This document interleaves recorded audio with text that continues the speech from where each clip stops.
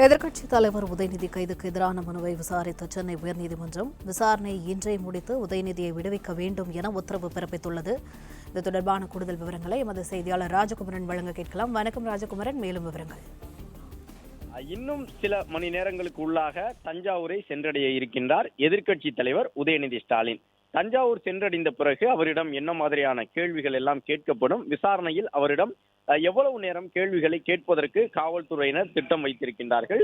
தஞ்சாவூர் கிழக்கு காவல் நிலையத்தில் வழக்கு பதிவு செய்யப்பட்டிருப்பதால் தஞ்சாவூர் கிழக்கு காவல் நிலையத்தில் தான் விசாரிக்கப்படுவாரா அல்லது அதற்கு பதிலாக வேறு எங்கேனும் வைத்து விசாரிக்கப்படுவாரா என்பது உட்பட பல்வேறு கேள்விகளுக்கு காவல்துறை தரப்பிலிருந்து இதுவரை விளக்கம் எதுவும் வழங்கப்படவில்லை. அதே நேரம் இந்த விசாரணை முக்கியத்துவம் கொண்டதாக பார்க்கப்படும். ஏனென்றால் வரக்கூடிய சட்டப்பேரவை கூட்டத்தொடரில் உதயநிதி ஸ்டாலின் அவர்கள் எதிர்க்கட்சி தலைவர் என்ற முறையில் பங்கு பெறுவதை தடுப்பதற்காக, அவரை கைது செய்து சிறையில் அடைப்பதற்காகத்தான் அவசரமாக தமிழக வெற்றிக் கழக அரசு இந்த கைது நடவடிக்கையை மேற்கொண்டிருக்கின்றது என்பதாக திமுகவினர் இன்று காலை முதல் ஒரு குற்றச்சாட்டை பதிவு செய்து கொண்டிருந்தார்கள். ஆனால் நீதிமன்றத்திலே அரசு தரப்பு வழக்குரைஞர் தெளிவாக எடுத்து கூறிவிட்டார். உதயநிதி அவர்களை கைது செய்து ரிமாண்ட் அடிக்க வேண்டும் என்பது எங்களுடைய நோக்கம் அல்ல. சட்டத்திற்கு உட்பட்டு அவர் மீது ஒரு வழக்கு பதிவு செய்யப்பட்டிருக்கின்றது. பெண் வன்கொடுமை தடுப்பு சட்டம் என்ற பிரிவு அதில் பயன்படுத்தப்பட்டிருக்கின்றது. எனவே இந்த வன்கொடுமை தடுப்பு சட்ட வழக்குகள் என்றாலே அதற்கு சற்று முக்கியத்துவம் கொடுப்பது அரசினுடைய இயல்பு.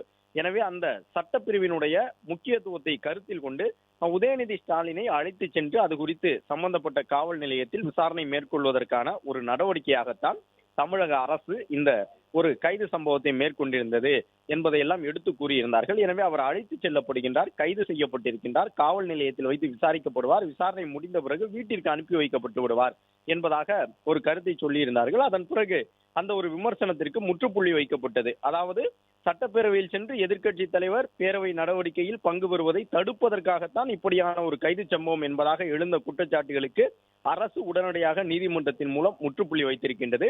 ஆனால் பெண்களை அவமதித்து பேசியிருக்கின்றார்கள் என்ற அடிப்படையிலே அவர்கள் சட்டப்பேரவையில் பங்கு பெற வேண்டிய தேவை இருக்கின்றது என்பதற்காகவெல்லாம் விதிவிலக்கு வழங்கப்படாது, சட்டம் என்பது அனைவருக்கும் ஒன்றுதான் என்ற அடிப்படையிலே இந்த நடவடிக்கையை மேற்கொண்டிருப்பதாகவும் அரசு தரப்பிலே தெளிவுபடுத்தி இருந்தார்கள். எனவே நாளை தமிழக சட்டப்பேரவை நடைபெறுகின்றது என்பதற்காக எதிர்க்கட்சி தலைவர் என்பதற்காக பெண் வன்கொடுமை தடுப்பு சட்டத்தில் பதிவு செய்யப்பட்ட வழக்கிலே அவரிடம் வாக்குமூலங்கள் பெற முடியாது என்றெல்லாம் எதுவும் கிடையாது. கண்டிப்பாக சட்டத்திற்கு உட்பட்டு அதை மேற்கொள்ளத்தான் வேண்டும் என்ற அடிப்படையில் தான் இன்றைக்கு தஞ்சாவூருக்கு அவர் கைது செய்து அழைத்து செல்லப்படுகின்றார். அதே நேரம் 2 மணிக்கு சரியாக அவருக்கான மதிய உணவு வழங்கப்பட்டது.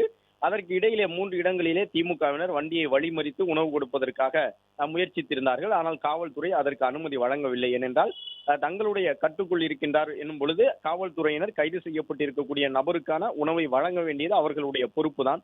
எனவே அந்த அடிப்படையில் காவல்துறையினர் சரியாக அவர் மதிய உணவு அருந்தும் நேரம் எது என்பதை கேட்டிருந்து 2 மணிக்கு உணவை வழங்கிவிட்டார்கள். ஒலக்கூர் காவல் நிலையத்தில் வைத்து உதயநிதி ஸ்டாலின் அவர்களுக்கான உணவு வழங்கப்பட்டு விட்டது. அதன் பிறகு இப்பொழுது உளுந்தூர்பேட்டையை தாண்டி சென்று கொண்டிருக்கின்றார்கள். பெரம்பலூர் சென்ற பிறகு அங்கிருந்து இடது பக்கம் திரும்பி அரியலூர் சாலை வழியாக தஞ்சாவூரை சென்றடைவதற்கு காவல்துறை திட்டம் வைத்திருப்பதாக தெரிய வந்திருக்கின்றது. செல்லக்கூடிய வழியில் ஆங்காங்கு திமுக தொண்டர்கள் குவிந்து கொண்டிருக்கின்றார்கள். அவர்கள் வண்டியை வழிமறிப்பதற்கு முயற்சித்திருந்தாலும் கூட காவல்துறை அதற்கான வாய்ப்பினை வழங்கவில்லை. தொடர்ந்து மணிக்கு ஒரு 80 கிலோமீட்டர் வேகத்திலே அந்த காவல்துறை வாகனம் பயணித்து தற்பொழுது தஞ்சாவூரை நோக்கி சென்றபடியே இருக்கின்றது. அதே நேரம் காவல் நிலையத்தில் விசாரணை நிறைவடைந்த பிறகு உதயநிதி ஸ்டாலின் சென்னை திரும்பினால் சாலை மார்க்கமாக அவர் சென்னை திரும்பக்கூடிய சூழலிலே அவரை உற்சாகத்துடன் வரவேற்பதற்கு பல்வேறு மாவட்ட திமுகவினர் ஏற்பாடுகளை எல்லாம் செய்து வருகின்றார்கள். அதே நேரம் அதற்கு நள்ளிரவு ஆவதற்கான ஒரு வாய்ப்பும் இருப்பதை பார்க்க முடிகின்றது. இன்றைக்குள் விசாரித்து அனுப்பப்பட வேண்டும் என்றுதான் நீதிமன்றம் சொல்லியிருக்கின்றது. எந்த நேர கெடுவும் விதிக்கப்படவில்லை. அது மட்டுமல்லாமல் அந்த பகுதியை சென்றடையவே, தஞ்சாவூரை சென்றடையவே கிட்டத்தட்ட 6 மணி ஆகிவிடும் என்ற சூழ்நிலையிலே அதன் பிறகு விசாரணை எல்லாம் நிறைவுற்று நள்ளிரவு நேரத்தில் தான் அவர் வீடு திரும்புவதற்கான வாய்ப்பு உருவாகக்கூடும். எனவே நாளைய தினம் தமிழக அரசினுடைய நிதிநிலை அறிக்கை தாக்கல் செய்யப்படும் நிலையில் அதில் எதிர்க்கட்சி தலைவர் உதயநிதி ஸ்டாலின் பங்கு பெறுவதற்கான வாய்ப்புகள் இருக்கின்றன. அதே நேரம் அவர் அந்த சட்டப்பேரவை நிகழ்வுகளில் பங்கு பெறுவதை தடுப்பதற்காகத்தான் இப்படியான ஒரு கைது சம்பவம் திட்டமிட்டு அரங்கேற்றப்படுகின்றது. காவிரி பிரச்சனையை மடைமாற்றுவதற்கான முயற்சி இது என்றெல்லாம் திமுகவினர் பல குற்றச்சாட்டுகளை முன்வைத்த நிலையிலே அந்த குற்றச்சாட்டுகளுக்கு மறுப்பு தெரிவிக்கும் வகையில் உண்மை என்ன என்பதை, எதற்காக இந்த கைது நடவடிக்கை மேற்கொள்ளப்பட்டிருக்கின்றது என்பதை அரசினுடைய தலைமை வழக்கறிஞர் தற்போது நீதிமன்றத்தில் தெளிவுபடுத்திவிட்டார். அதை ஏற்றுக்கொண்டு நீதிமன்றமும் அந்த வழக்கை தள்ளுபடி செய்துவிட்டது. திமுகவினர் சார்பில் தாக்கல் செய்யப்பட்டிருந்த மனுவை முடித்து வைத்திருக்கின்றார்கள். தள்ளுபடியில் முடித்து வைத்து விட்டார்கள் அந்த மனுவை. முன்ஜாமீன் என்ற அடிப்படையிலே திமுக தாக்கல் செய்திருந்தது. அந்த வழக்கை விசாரித்த நீதிபதிகள் அரசு தரப்பு சொன்ன விளக்கங்களை ஏற்றுக்கொண்டு அரசு தரப்பு கூறியதற்கு ஏற்ப இன்றைக்குள் உதயநிதியிடம் விசாரணை நடத்தி முடிக்கப்பட்டு அவர் அனுப்பி வைக்கப்பட வேண்டும் என்கின்ற ஒரு அறிவுறுத்தலோடு வழக்கை முடித்து வைத்து விட்டது. அதே நேரம் இந்த வழக்கின் விசாரணைக்கு முழு அளவில் ஒத்துழைப்பு வழங்க வேண்டும் என்கின்ற ஒரு நிபந்தனை உதயநிதிக்கு பிறப்பிக்கப்பட்டிருக்கின்றது. எனவே காவல்துறை எப்போது அழைத்தாலும் அவர் ஆஜராக வேண்டும் என்கின்ற ஒரு அறிவுறுத்தல் நிபந்தனை காவல்துறையினர் மூலமாக நீதிபதியின் வாயிலாக வழங்கப்பட்டிருக்கின்றது. அதை அவர் ஏற்றுக்கொள்ள வேண்டும் என்று நீதிபதி அவர்களும் அறிவுறுத்தி இருக்கின்றார். எனவே அடுத்த கட்டமாக அவர் தஞ்சாவூர் சென்றடைந்த பிறகு நேற்றைய தினம் அவ்வாறு பேசியதற்கான காரணம் என்ன என்பதை அங்கே இருக்கக்கூடிய காவல் உயர் அதிகாரிகள் விசாரணை நடத்துவார்கள். அதன் அடிப்படையில் அடுத்த கட்டமாக சட்டப்பூர்வமான நடவடிக்கைக்கு மேலும் வாய்ப்புகள் இருக்கின்றன. இன்றைக்கு அந்த வழக்கு தள்ளுபடி விசாரித்து முடிக்கப்பட்டு விட்டது, முன்ஜாமீன் தொடர்பான கோரிக்கை இன்றைக்கு விசாரிக்கப்பட்டு விட்டது என்பதற்காக இந்த வழக்கு இதோடு முடிவது கிடையாது. இதன் பிறகு உதயநிதி ஸ்டாலின் அவர்கள் எதிர்க்கட்சி தலைவர் என்ற முறையிலே தன்னுடைய கருத்துக்களை எல்லாம் காவல்துறை விசாரணையில் சொன்ன பிறகு எதற்காக அப்படி பேசினார், அதன் காரணமாக ஏற்பட்டிருக்கக்கூடிய தாக்கம் என்ன என்பதை எல்லாம் பொறுத்து அடுத்த கட்டமாக சட்டப்பூர்வ நடவடிக்கை எடுப்பதற்கு அரசு தயாராக இருக்கும் என்பதையே அரசியல் ரீதியாக பலரும் கருத்து தெரிவித்து வருகின்றார்கள். அது மட்டுமல்லாமல் இன்றைக்கு தமிழ்நாட்டினுடைய பல்வேறு இடங்களிலும் பொதுமக்களுக்கு இடையூறு ஏற்படுத்தக்கூடிய வகையிலே திமுகவினர் போராட்டத்தில் ஈடுபட்டார்கள் என்ற ஒரு குற்றச்சாட்டை அமைச்சர்களும் கூட முன்வைத்திருக்கின்றார்கள். திருநெல்வேலி, வண்ணாரப்பேட்டை உள்ளிட்ட இடத்தில் எல்லாம் போராட்டக்காரர்களுக்கும் பொதுமக்களுக்கும் இடையே தள்ளுமுள்ளி ஏற்பட்டிருக்கின்றது. இருசக்கர வாகனத்தில் சென்ற ஒரு சிலர் தாக்கப்பட்டிருக்கின்றார்கள் என்பதாகவெல்லாம் காணொலிகள் வெளியாகி இருக்கின்றன. அதே போன்று முன்னாள் அமைச்சர்கள் பலரும் அவர்களை சார்ந்த மாவட்டத்திலே பெரிய அளவில் போராட்டத்தில் இப்போதும் ஈடுபட்டு வருகின்றார்கள். திமுக கொடியோடு பலரும் கூட போராட்டம் நடத்தி கொண்டிருக்கின்றார்கள். எனவே திமுக இந்த பிரச்சனையை தமிழகம் தழுவிய ஒரு பிரச்சனையாக கையில் எடுத்திருக்கின்றது. திமுக சார்பில் பல்வேறு மாவட்டங்களிலும் போராட்டம் நடந்திருக்கின்றது. இன்னும் சொல்ல போனால் அமைப்பு செயலாளராக திமுகவில் இருக்கக்கூடிய RS பாரதி இன்றைக்கு காலை அண்ணா அறிவாலயத்தில் செய்தியாளர்களை சந்தித்த பொழுது காலமாக இது போன்ற அரசியல் ரீதியிலாக கருத்துக்கள் எல்லாம் பேசப்பட்டு வருவது வழக்கம்தான். ஆனால் இந்த முறை ஏன் இப்படி இவர்கள் கைது நடவடிக்கைக்கு சென்றார்கள் என்பதாக தமிழக வெற்றிக் கழக அரசை நோக்கி கேள்வி எழுப்பியிருந்தார்கள். சொல்லப்படவில்லை.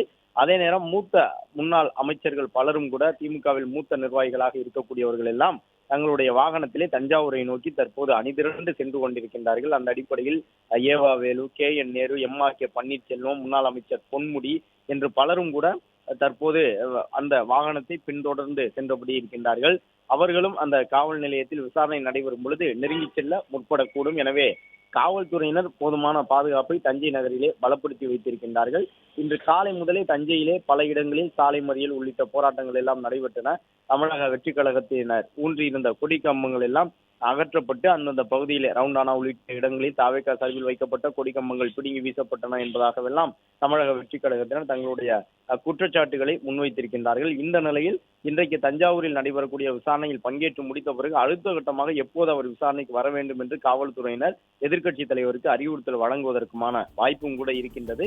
எனவே பெண் வன்கொடுமை தடுப்பு சட்டம், பெண்களுக்கு எதிராக திட்டமிட்ட அவதூறு பரப்புதல் ஒரு பெண்ணுக்கு எதிராக என்ற அடிப்படையில் எல்லாம் பதிவு செய்யப்பட்டிருக்கக்கூடிய வழக்குகளை மையமாக வைத்து அந்த 9 சட்டப்பிரிவுகள் அடிப்படையிலும் பல கேள்விகள் காவல்துறையிடமிருந்து கேட்கப்படும்.